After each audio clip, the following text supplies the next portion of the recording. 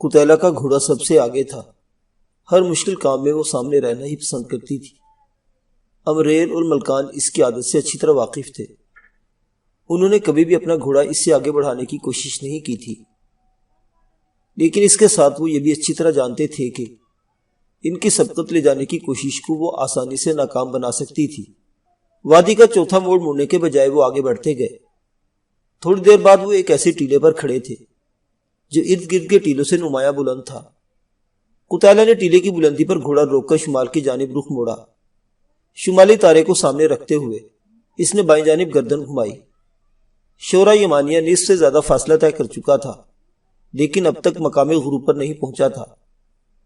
اس نے شورا یمانیہ کے جائے غروب کا اندازہ لگاتے ہوئے بایاں ہاتھ اس کی جانب سیدھا کیا، جبکہ اس کا دایاں ہاتھ شمالی تارے کی سمت پھیلا تھا۔ اپنے دونوں ہاتھوں کے درمیانی فاصلے کے نصف کا اندازہ کرتے ہوئے اس نے اسی رخ پر آسمان پر چمکتے ایک اور روشن ستارے کا انتخاب کیا اور امریل کو مخاطب ہوئی، اس طرف چلو۔ امریل سر ہلاتے ہوئے مؤدبانہ لہجے میں بولا، جی مالکن۔ قتیلہ نے گھوڑا آگے بڑھا دیا، لیکن ہر 3-4 فرلانگ کے سفر کے بعد وہ سمت درست رکھنے کے لیے چنے ہوئے ستارے کی جگہ ایک اور ستارہ چن لیتی، کیونکہ زمین کی محوری گردش کی وجہ سے ستارے بھی مشرق سے طلوع ہو کر مغرب کی جانب سفر کرتے نظر آتے ہیں۔ اس لیے کسی مخصوص سمت کی جانب بڑھتے ہوئے مسلسل ایک ستارے کو سمت کی درستی کے لیے چنا جا سکتا ہے، نہیں چنا جا سکتا ہے۔ نصف گھڑی کی مدت میں پہلے ستارے کے عقب میں مناسب فاصلے پر آنے والے کسی دوسرے ستارے کی جانب رخ موڑنا ضروری ہو جاتا ہے، اور یہ بات قتیلہ کو اچھی طرح معلوم تھی۔ اپنے آبائی قبیلے بنو نصر کی کھوجی غبشان بن ابشا کے ساتھ وہ سینکڑوں بار اس کی مشق کر چکی تھی اور 20 بار اس عملی زندگی میں بروئے کار بھی لا چکی تھی۔ امریل اور ملکان سمیت اس کے ہمراہ 15 سوار محو سفر تھے۔ صبح کا ملجگہ اجالا ہر سمت پھیل گیا جب وہ ایک ٹیلے پر کھڑی بنو ضبط قبیلے کے بے ربط تھیلے خیموں اور جھونپڑوں کو دیکھ رہی تھی۔ لمحہ بھر جائزہ لے کر اس نے قبیلے کے مخالف جانب گھوڑے کو نشیب میں اتارا۔ اس کے تمام ساتھی وہاں کھڑے سوالیہ نظروں سے اسے گھور رہے تھے۔ ان کے سامنے وہ گھوڑا روک کر تفصیل سے اپنے منصوبے پر روشنی ڈالنے لگی۔ آخر وہ کہہ رہی تھی، جن 5 آدمیوں کے پاس بنو ضبط کے آدمیوں سے چھینے ہوئے گھوڑے ہیں وہ یہیں رک کر ہمارے بلاوے کا انتظار کریں۔ یہ جگہ قبیلے سے کافی نزدیک ہے، کوئی فطری ضرورت پوری کرنے کے لیے بھی یہاں آ سکتا ہے، اور مسئلہ اس کے آنے کا نہیں، صحیح سلامت واپس لوٹ جانے پر بنے گا۔ چیخنے کا موقع دے کر اپنے پاؤں پر کلہاڑی نہ مارنا۔ 2 آدمی ٹیلے کی بلندی پر لیٹ کر قبیلے کی جانب متوجہ رہے اور اشارہ ملتے ہی صورت کا مظاہرہ کرے۔ باقی آدمی ملکہ قتیلہ کا پلو تھام لے۔ یہ کہہ کر وہ ٹیلے کے عقب میں آگے بڑھ گئی۔ 10 سوار اس کے پیچھے چل پڑے۔ ٹیلوں کی آڑ میں رہتے ہوئے انہوں نے لمبا چکر کاٹا اور بنو ضبط کے مغربی جانب پہنچ گئے۔ لمحہ بھر وہاں رک کر قتیلہ نے خرجی سے ایک کالے رنگ کا کپڑا نکالا اور چہرے پر لپیٹ لیا۔ اب اس کی دنبالہ آنکھیں ہی نظر آ رہی تھی، باقی چہرہ چھپ گیا تھا۔ ڈھاٹا باندھ کر وہ آگے بڑھ گئی تھی۔ سورج مشرق سے سر ابھار چکا تھا۔ بنو ضبط میں ہلکی پھلکی چہل پہل نظر آ رہی تھی۔ انہیں فوراً ہی دیکھ لیا گیا۔ وہ لمبے قد کا ادھیڑ عمر شخص تھا۔ قتیلہ اس کے قریب گھوڑا روکا۔ ہمیں قبیلے کے سردار سے ملنا ہے۔ امریل نے بغیر رسمی کلمات کی ادائی کی گفتگو کا آغاز کیا تھا۔ بنو ضبط میں سردار کی غیر حاضری کی وجہ سے اجنبیوں کی میزبانی کا بار اوس بن جشم کے ناتواں کندھوں پر ہے۔ گویا وہ خود کو سردار کا قائم مقام بتلا رہا تھا۔ ہمارا تعلق بنو نوفل سے ہے اور یہاں کا آمد بنو جسس کی سردارزادی بادیہ اور ایک فارسی بھگوڑے یشکر کی تلاش ہے۔ ہمیں اطلاع ملی ہے کہ انہیں 2 سورج پہلے بنو ضبط کے مضافات میں دیکھا گیا ہے۔ امریل نے منصوبے کے مطابق گفتگو آگے بڑھائی۔ اوس بن جشم اعتماد سے بولا، بنو نوفل کے چند سوار 4 سورج قبل ہی اپنی تسلی کر کے گئے ہیں۔ اسی دوران 2 اور مرد وہاں پہنچ کر ان کی گفتگو سننے لگے۔ امریل نے منہ بنایا، میں نے گزشتہ سے پیوستہ کل کی بات کی ہے۔ اوس بن جشم نے نفی میں سر ہلایا، میرے علم میں ایسی کوئی خبر نہیں پہنچی۔ قتیلہ نے زبان کھولی، اوس بن جشم کو معلوم ہونا چاہیے کہ اہل بنو نوفل اپنے دشمنوں کو پناہ دینے والوں کو اتنی مہلت بھی نہیں دیں گے جتنی کمان کے چلے کو چھوڑنے والا تیر شکار کو دیتا ہے۔ نسوانی آواز سن کر اوس بن جشم اور بنو ضب کے دوسرے دو آدمیوں نے دلچسپی سے قتیلہ کو دیکھا تھا۔ اوس بن جشم مصلحت آمیز لہجے میں بولا، لڑکی، ہم نہ تو بنو نوفل سے جنگ چاہتے ہیں اور نہ ہم نے کسی کو پناہ دی ہے۔ عورت ذات ہونے کے ناطے تمہیں اجازت ہے کہ بنو ضب کے تمام گھروں میں جھانک کر اپنی تسلی کر لو۔ بنو ضب کے معزز دانش مند سے ہمیں یہی توقع تھی۔ قبیلے کی تلاشی سے زیادہ ہمیں بنو ضب کے تمام مردوں سے بات چیت کی خواہش ہے۔ ممکن ہے کسی نے ہمارے دشمنوں کو بنو ضب کے مضافات میں دیکھا ہو اور ان کے جانے کی سمت سے واقف ہو، اس لیے اگر تمام مردوں کو ایک جگہ جمع کر کے ہمیں گفتگو کی اجازت دے دی جائے تو ہم بنو نوفل کے سردار کو بنو ضب کے بارے تسلی کرا سکیں گے۔ ملکان نے سوچے سمجھے منصوبے کے مطابق گفتگو آگے بڑھائی۔ اوس بن جشم نے کہا، بنو ضب میں مردوں کی قلیل تعداد موجود ہے، زیادہ تر کل شب کسی کام کے سلسلے میں قبیلے سے باہر نکلے ہیں، امید ہے چند گھڑیوں تک ان کی واپسی ہو جائے گی۔ امریل نے لقمہ دیا، ہمارے پاس وقت کی قلت ہے، اس لیے جو مرد اس وقت حاضر ہے انہی سے گفتگو کر کے ہم اپنا سفر جاری رکھنا چاہیں گے۔ اوس بن جشم اس بات میں سر ہلاتے ہوئے پاس کھڑے بنو ضب کے دو آدمیوں کو بولا، قبیلے کے تمام مردوں کو سقیفہ بنو ضب کے سامنے جمع کرو، میں مہمانوں کی خاطرداری کر لوں۔ وہ سر ہلاتے ہوئے چل پڑے۔ چلیں۔ اوس بن جشم نے اپنے ساتھ آنے کا اشارہ کیا۔ بنو نوفل جیسے بڑے قبیلے سے خامخواہ دشمنی مول لینا عقل مندی نہ کہلائی جاتی تھی، اور یہی بات اوس بن جشم کو اچھی طرح معلوم تھی۔ کھانے پینے سے کلام کے بعد ہی مستفید ہو سکیں گے۔ اس کی میت میں گھوڑے آگے بڑھاتے ہوئے ملکان نے کھانے پینے کی دعوت کو خوبصورتی سے ٹالا، کیونکہ عرب دشمنوں سے چھین کر تو کھا سکتے تھے، ان کے ہاں مہمان بن کر کھانے کو برا جانتے تھے۔ اہل بنو ضب کو دھوکہ دینے والا نہیں پاؤ گے۔ اوس بن جشم نے اس کے انکار کو کوئی اور رخ دیا تھا۔ وہ جواب دیے بغیر اس کی میت میں چلتے رہے۔ اوس بن جشم انہیں ایک بڑے جھونپڑے کے قریب لے آیا، جو بناوٹ کے لحاظ سے دوسرے جھونپڑوں سے نمایاں نظر آ رہا تھا۔ جھونپڑے کے سامنے 2-3 ہاتھ اونچا چبوترا بنا ہوا تھا۔ اوس بن جشم کی دعوت پر وہ گھوڑوں سے اترے اور سقیفہ بنو ضب کی گڑی اینٹوں سے اپنے گھوڑے باندھ دیے۔ انہیں چبوترے پر بٹھا کر اوس بن جشم نے میزبانی کی روایت نبھانے کے لیے جانا چاہا۔ ملکان اسے روکتا ہوا بولا، اوس بن جشم، کھانے پینے کا بندوبست بعد میں ہو سکتا ہے، کیا چاہتے ہو تم لوگ؟ اوس بن جشم کے چہرے پر خوف نمودار ہوا۔ جو مہمان اسے بار بار ضیافت کا بندوبست کرنے سے روک رہے تھے، ان کی آمد خیر کا سبب نہیں ہو سکتی تھی۔ اچانک قتیلہ کی تلوار نیام سے باہر نکلی، اور اس سے پہلے کہ اوس بن جشم کی سمجھ میں کچھ آتا، تلوار اس کے نخرے میں پیوست ہو چکی تھی۔ اس کی آنکھوں میں خوف و دہشت جیسے منجمد ہو گیا تھا۔ بولنے کی کوشش میں اس کے منہ سے خون کی کلی برآمد ہوئی۔ اس کا شک رفع کرنا ضروری تھا۔ اطمینان بھرے انداز میں کہتے ہوئے قتیلہ نے تلوار واپس کھینچ لی اور اس کے سر سے امامے اتار کر دھار پر کپڑا پھیرنے لگی۔ اوس بن جشم نیچے گر کر تڑپنے لگا تھا۔ قتیلہ کے ساتھی فوراً اس انداز میں کھڑے ہو گئے کہ دور سے اوس بن جشم کا جسم نظر نہ آ سکتا تھا۔ اسے جھوپڑے کے اندر لے جا کر کسی تخت وغیرہ کے نیچے چھپا دو۔ اوس کے بدن کے حرکت رکتے ہی قتیلہ دائیں بائیں کا جائزہ لے کر امریل کو مخاطب ہوئی۔ جی مالکن، کہہ کر امریل اسے ٹانگ سے پکڑ کر اندر گھسیٹ کر لے گیا۔ باقی افراد اس کے خون پر صاف ریت پھینکنے لگے۔ قبیلے کے چانچ پان مرد انہیں قریب آتے دکھائی دیے۔ اسی وقت امریل جھوپڑے سے برآمد ہوا۔ قتیلہ کی جانب دے کر اس نے مرد سر کو خفیف سی حرکت دی۔ ملکان، تم پیشاب کے بہانے جھوپڑوں کی حدود سے باہر نکلو اور فارغ ہو کر بھی وہی ٹھہرے رہنا۔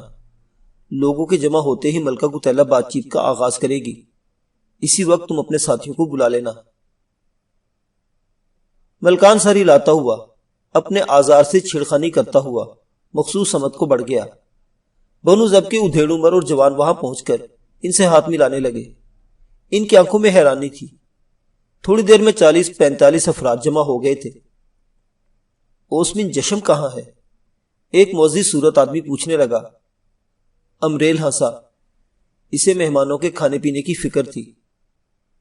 وہ ادھیڑ عمر شخص ایک نوجوان کو مخاطب ہوا۔ میرا خیال ہے تمام مرد تو جمع ہو گئے، جاؤ صاف اسے مطلع کرو۔ ٹھہرو۔ اچانک قتیلہ سامنے ہوئی۔ اسے بلانے کی ضرورت نہیں، ملکہ قتیلہ کی بات پر توجہ دو۔ یہ کہتے ہوئے اس نے چہرے پر بندہ ڈھاٹا کھول دیا۔ چاند نے جیسے بدلیوں کے عقب سے جھانکا تھا۔ اس کا چہرہ مشرقی کی جانب تھا۔ سورج کی روشنی اس کے گلے میں پڑے سب زمر جگمگا اٹھے تھے۔ ماتھے پر باندھی کالی پٹی سے روشن جبی مزید کشادہ نظر آنے لگی۔ اس نے لمبے بالوں کو دو حصوں میں منقسم کر کے آدھے دائیں اور آدھے بائیں جانب نکال کر سینے پر پھیلا دیے تھے۔ دوبالا آنکھیں حاضرین کی طرف متوجہ کیے، کئی جوان دلوں کو تھام کر رہ گئے تھے۔ اس کی نقرئی آواز بلند ہوئی۔ جاننے والے ملکہ قتیلہ کو ملکہ قتیلہ کہتے ہیں۔ تمہیں جب تک سانس بقایا ہے یہی کہنا چاہیے، اور ملکہ قتیلہ یہاں تمہاری قسمت کا فیصلہ کرنے آئی ہے۔ یہ کہتے ہوئے اس کے سرسری نگاہ اپنے ساتھیوں کے چھپنے کی جگہ کی طرف اٹھی۔ 5 گھڑ سوار ٹیلے کے عقب سے نمودار ہو گئے تھے۔ قتیلہ کے باقی ساتھی بھی غیر محسوس انداز میں مجمع کے اطراف میں پھیل گئے تھے۔ اس کی بات جاری رہی۔ بنو ضب کے سردار رضا بن اسد نے بنو قیشرہ کو صفحہ ہستی سے مٹا دیا۔ بنو قیشرہ کے باسیوں نے ملکہ قتیلہ کے سامنے انصاف کی دہائی دی، اور نتیجہ تم لوگوں کے سامنے ہے۔ بنو ضب والے اس کی بے ربط گفتگو کو سمجھ نہیں پائے تھے۔ ایک لمبا تڑنگا کڑیل جوان منہ بگاڑ کر بولا، ارے چھوکری، تمہاری باتیں سمجھ میں نہیں آ رہی۔ قتیلہ کے ہونٹوں پر زہریلا تبسم نمودار ہوا۔ ایک قدم آگے آ کر بات کرو جوان۔ ایک قدم کیا، میں تمہارے پاس ہی آ جاتا ہوں، خوبصورت چھوکری۔ دانت نکالتے ہوئے اس نے چبوترے کی منڈیر پر پاؤں رکھا۔ اسی وقت قتیلہ کی چھن تلوار چھن کی آواز پیدا کرتی نیام سے باہر نکلی۔ دوسرا قدم چبوترے پر رکھنے سے پہلے اس کی گردن بگولے میں اڑ کے خس و خاشاک کی طرح حرکت کرتی میدان کے مجمع میں جا پڑی۔ ملکہ قتیلہ کسی دوسرے سے تو خاطب نہ پکارے تو پہلی باری تمہاری نہ آتی۔ ایک لمحہ کے لیے مجمع کو سانپ سونکھ گیا تھا، اور پھر کسی کے کچھ بولنے سے پہلے ان پر قیامت ٹوٹ پڑی تھی۔ ان کے گرد پھیلے بنو تریت کے آدمی تلواریں بے نیام کر کے انہیں پکی ہوئی فصل کی طرح کاٹنا شروع کر دیا۔ قتیلہ چھلانگ لگا کر چبوترے سے اتری، اور اس کی دودھاری تلوار بجلی کے کوندے کی طرح لپکنے لگی۔ قتل و غارت اس کا پسندیدہ مشغلہ تھا۔ ماحول بنو ضب کے افراد کی چیخوں پکاروں دہائیوں سے گونج اٹھا تھا، لیکن 40 افراد کو کاٹنے کے لیے جب 15 بے نیام تلواریں موجود ہو تو صفایا ہوتے اتنی دیر نہیں لگتی۔ 5 گھڑ سوار قتیلہ کی ہدایت کے مطابق مجمع کے گرد دائرے میں رک گئے تھے۔ جو شخص جان بچا کر خیموں کا رخ کرنے کی کوشش کرتا وہ چند قدم سے زیادہ نہ جا پاتا۔ قتیلہ کی تلوار سے کٹنے والی گردنیں مرنے والوں کی مجموعی تعداد کا 1/4 تھی۔ مرنے والوں کی چیخوں پکار سن کر قریبی خیموں سے عورتوں نے باہر نکل کر دیکھا، اور قتل و غارت دیکھتے ہی ان کی خوفزدہ چیخیں پورے قبیلے میں پھیل گئی تھی۔ بھاگنے کی کوشش کرنے والوں کو جنس کی تمیز نہ کرنا، اور خیموں میں موجود صرف مردوں کو ہلاک کرنا۔ تیز لہجے میں حکم صادر کرتے ہوئے قتیلہ نے اپنے گھوڑے کی رسی کو کھولا اور اچھل کر سوار ہو گئی۔ بنو ضب میں چیخوں پکار اور ہائے وائے کا شور کافی دیر تک جاری رہا، البتہ حالات پر جلد ہی قابو پا لیا گیا تھا۔ دھوپ کی شدت میں اچھی خاصی تیزی آ گئی تھی۔ قبیلے کی عورتوں اور بچوں کو انہوں نے ایک میدان میں جمع کر لیا تھا۔ مزاحمت کرتے ہوئے درجن بھر عورتوں نے گردن کٹوانے کا حوصلہ کیا، ورنہ زیادہ تر کو انہوں نے خیموں کے کونوں خدروں میں سہما ہوا پکڑا تھا۔ باریکن ایک جھونپڑے میں قیدی بھی موجود ہے۔ اپنی خونالود تلوار ایک نوجوان لڑکی کی خمار سے صاف کر کے اس نے نیام میں ڈالی ہی تھی کہ امریل نے قریب آ کر موتیبانہ لہجے میں اطلاع دی۔ قیدی؟ قتیلہ کے چہرے پر خوشگوار حیرت نمودار ہوئی۔ کہاں ہے؟ ملکہ قتیلہ پہلے انہیں دیکھنا پسند کرے گی۔ آئے مالکن۔ امریل اس کی رہنمائی کرتا ہوا ایک طرف بڑھ گیا۔ جھونپڑے کے باہر اسرم بن خسار اور عامر بن اسود موجود تھے۔ قتیلہ کو دیکھ کر عامر نے جھونپڑے کا دروازہ کھولا۔ وہ گرم جوشی سے اندر داخل ہوئی۔ وسیع جھونپڑا قیدیوں سے بھرا ہوا تھا۔ دروازے سے داہنی دیوار کے ساتھ ایک خوبصورت لڑکی بیٹھی تھی۔ اس کے پاؤں سختی سے جکڑے ہوئے تھے۔ اس کے علاوہ تمام قیدی مرد تھے، اور ان کے ہاتھ بھی پوچھ سے باندھے گئے تھے۔ جھونپڑے کی ہر دیوار کے ساتھ 10-10 مرد دیوار سے ٹیک لگا کر بیٹھے تھے، گویا وہاں 30 مرد اور ایک لڑکی موجود تھی۔ جھونپڑے کے وسط میں پانی کا ایک مٹکا رکھا ہوا تھا اور اس پر ٹوٹے ہوئے کنارے والا مٹی کا ایک آب خورا بھی اوندھا پڑا تھا۔ اس کے علاوہ جھونپڑی میں کوئی چیز موجود نہیں۔ دروازہ کھلنے کی آواز پر تمام کی نگاہیں اس طرف اٹھ گئی تھی۔ ان کے چہروں پر پسماندگی چھائی ہوئی تھی۔ ان پر سرسری نگاہ دوڑا کر کتالہ بندھی ہوئی لڑکی کو مخاطب ہوئی۔ تمہارے ہاتھ پاؤں کیوں بندھے ہیں؟ یہ سوال اس کے دل میں اس لیے اٹھا تھا کہ وہ عورت قیدیوں کے ہاتھ پاؤں باندھنے کا رواج نہیں تھا۔ خالی ایسا موقع آتا تھا کہ عورتوں کے ہاتھ پاؤں باندھے جاتے۔ لڑکی کے چہرے پر برہمی اور آنکھوں میں غیظ و غضب بھرا ہوا تھا۔ کتالہ کو نفرت بھری نگاہوں سے گھورتے ہوئے وہ بولی، کیونکہ میرے ہاتھ پاؤں کھلے ہوتے تو یقیناً تم جیسی چھوکری کی گردن کندھوں پر نظر نہ آ رہی ہوتی۔ بکواس بند کرو، امریل غصے میں دھاڑتا ہوا اس کی جانب بڑھا۔ نہیں امریل، کتالہ کے ہونٹوں پر دل آویز مسکراہٹ کھل رہی تھی۔ ملکہ کتالہ کو اس کا جواب پسند آیا ہے۔ نفرت بھرے انداز میں ریت پر تھوکتے ہوئے وہ بدتمیزی سے بولی، کالے ریچھ، اگر ہمت ہے تو بندشیں کھول کر مجھے ایک عدد تلوار دے دو، پھر دیکھتی ہوں تم کتنے مرد ہو۔ مالکن، امریل کتالہ کی جانب اجازت طلب نظروں سے دیکھتے ہوئے ملتجی ہوا۔ غصے کی شدت سے اس کا رنگ تبدیل ہو گیا تھا۔ کتالہ کے ہونٹوں پر اسی طرح کی مسکراہٹ کھل رہی تھی۔ نفی میں سر ہلاتے ہوئے وہ اس لڑکی سے پوچھنے لگی، کیا نام ہے تمہارا؟ کتالہ کا سوال اس کے لیے قابل التفات نہیں تھا۔ وہ جواب دیے بغیر بے نیازی سے بیٹھی رہی۔ اس کا نام رشاقہ بنت زیاد بن تابوت ہے۔ یہ جواب ایک سہمے ہوئے نوجوان نے دیا تھا۔ تمہارا تعلق کس قبیلے سے ہے؟ اس مرتبہ کتالہ نے ایسے مرد سے پوچھا تھا جو باقیوں سے عمر میں بڑا نظر آ رہا تھا۔ کتالہ کے اندازے کے مطابق اس کی عمر 35-40 کے درمیان تھی۔ باقی قیدی 30 سال سے کم عمر تھے اور لڑکی کی عمر تو 20-23 سال سے زیادہ نہیں تھی۔ وہ تلخی سے بولا، جن کی وجہ سے ہم اس حال کو پہنچے، کیا انہیں معلوم نہیں کہ ہمارا تعلق کس قبیلے سے ہے؟ کتالہ اس کی غلط فہمی دور کرتے ہوئے بولی، جن کی وجہ سے تم اس حال کو پہنچے ہو، ان کا ملکہ کتالہ وہ حال کر چکی ہے جس کے تم متمنی تھے۔ یقیناً چیخو پکار تمہاری سماعتوں تک بھی پہنچی ہوگی۔ بنو ضبط کے انجام کا سن کر تمام کے چہرے پر حیرانی ابھری تھی۔ اسے مخاطب ہونے والا مایوسی سے بولا، ہاں چیخو پکار تو سنی تھی، لیکن ہم سوچ رہے تھے اور قیدی لائے گئے ہیں۔ باقی ہم ان کی ہلاکت سے زیادہ اپنے انجام کی فکر ہے۔ تمام کی بندشوں کھول دو امریل۔ کتالہ غصے میں کھولتے امریل کی جانب متوجہ ہوئی، جو کینہ توز نظروں سے رشاقہ کو گھور رہا تھا۔ رشاقہ بھی تاؤ دلاتی مسکراہٹ چہرے پر سجائے اس کی جانب متوجہ تھی۔ جی مالکن، کہہ کر امریل نے کمر سے بندھی ہوئی چمڑے کی نیام سے خنجر نکال کر قیدیوں کی طرف بڑھ گیا۔ کتالہ نے عامر اور اسرم کو آواز دے کر اندر بلا لیا۔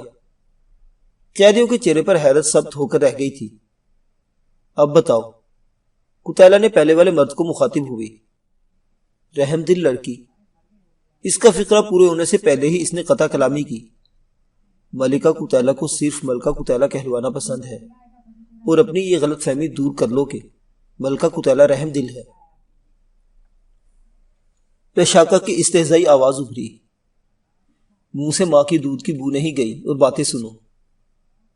کتالہ کی گردن اس کی جانب گھومی۔ عامر اور اسرم کا دل زور زور سے دھڑکنے لگا تھا۔ انہیں رشاقہ نام کی لڑکی لمحے بھر کی مہمان نظر آ رہی تھی۔ رشاقہ محسنوں کے ساتھ بدتمیزی سے پیش نہیں آتے۔ اس مرد نے سخت لہجے میں رشاقہ کو ڈانٹا تھا۔ رشاقہ کہاں چپ رہنے والی تھی، بے پرواہی سے کندھے اچکا کر بولی، میں اپنا ایک ہاتھ بندھوا کر اس نخریلی کے ساتھ شمشیر زنی کا مقابلہ کرنے پر تیار ہوں۔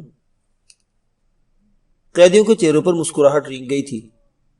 اسرم بن خسار اور عامر بن اسود بھی اپنی ہنسی نہیں روک پائے تھے، لیکن جانبین کی ہنسی میں ایک فرق بہرحال موجود تھا۔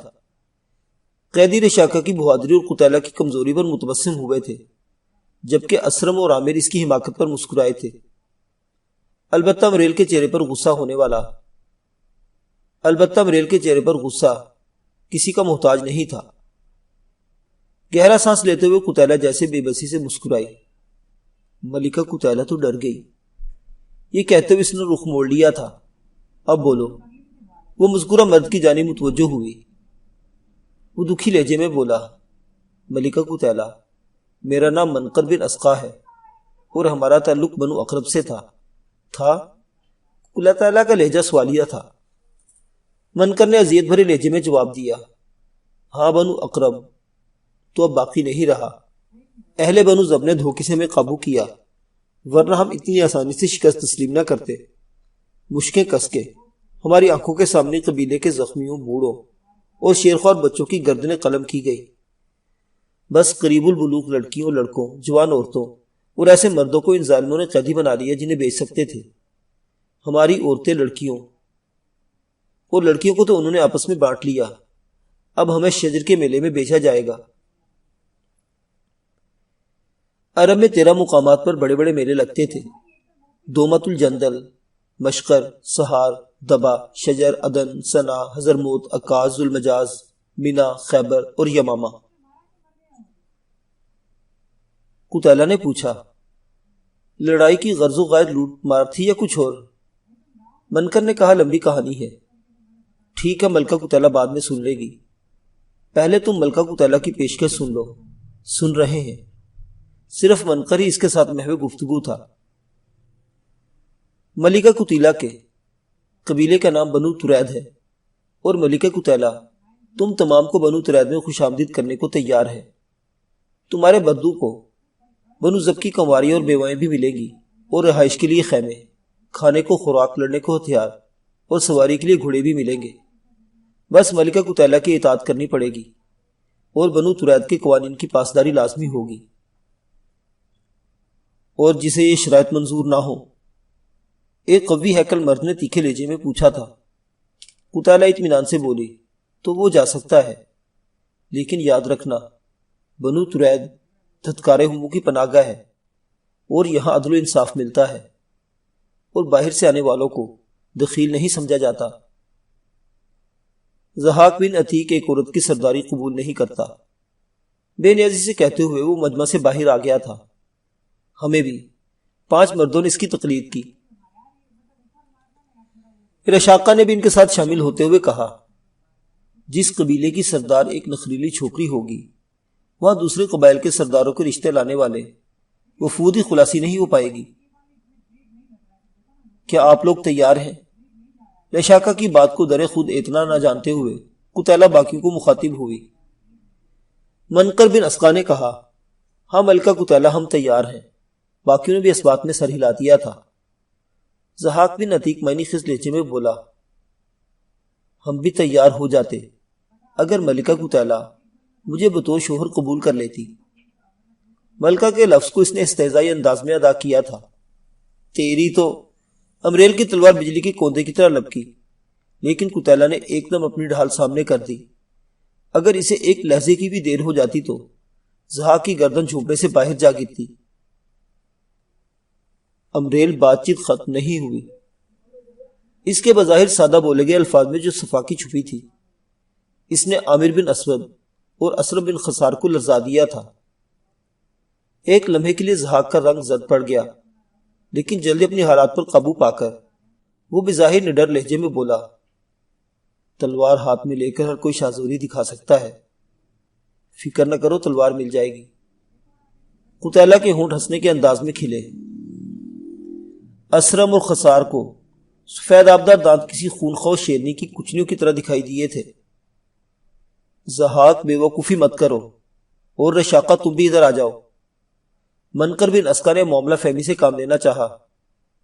ٹھہرو منقر، اسے ہاتھ اٹھا کر روکتے ہوئے قتیلہ ضحاک کی طرف متوجہ ہوئی۔ ملکہ قتیلہ نے آج تک کسی مرد کے رشتے کو نہیں ٹھکرایا۔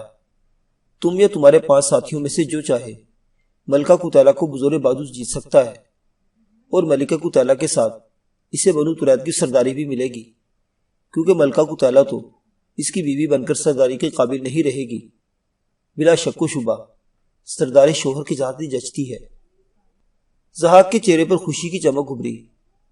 ملکہ صاحبہ، تمہیں حاصل کرنے کے لیے مجھے کس سے مقابلہ کرنا ہوگا؟ قطیلہ نے گہرا سانس لیا اور پھر دھیمے لہجے میں بولی، ملکہ قطیلہ کے حصول کے لیے مقابلہ بھی تو ملکہ قطیلہ سے ہی کرنا ہوگا۔ معزز سامعین حضرات، یہ دلچسپ داستان ابھی جاری ہے، بقیہ واقعات اگلی قسط میں۔ دیکھتے رہیے ناولستان، اسلامی اور تاریخی کہانیوں کا مرکز۔ اللہ حافظ۔